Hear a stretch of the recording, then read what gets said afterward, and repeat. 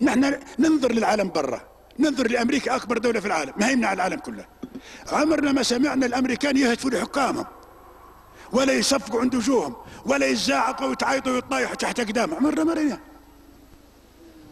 أوباما يجي يمشي بسرعة المكان والله ما يسبب فجرة واحد ولا يبهت لواحد ولا يشقى واحد، إلا تصفيق تصفيقتين عند الكلمة ولا عند أي كلمة تعجبهم.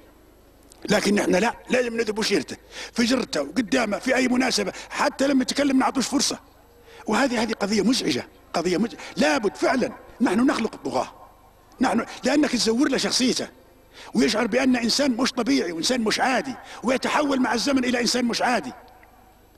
لازم أن ننتهج ثقافة جديدة، لازم أن نترك ثقافة الهتاف التي عشنا منها الأمرين، والتي نهتف حتى ونحن نائمين، حتى ونحن نحلم ونحلم نهتف. وعلى الأقل نتبنى ثقافة الحوار يا أخي، حتى في بيوتنا نتبنى ثقافة الحوار، أن نأخذ ونعطي، أن نقول ونسمع. مش واحد يقول كلمته وبعدين لما ترد عليه ما يسمعكش يبقى يوترك في الكلمة الأخرى. الأمة تحتاج إلى أن تعيد النظر في أجندتها، تعيد النظر في برمجة حياتها، تبرمجها برمجة جديدة. نحن الآن في موقف لسنا في حاجة للبرمجة، في موقف يفرض نفسه، ولكن هذا الأمر سينقشع وهذا الضباب سينقشع، ونصر الله قريب، إن نصر الله قريب.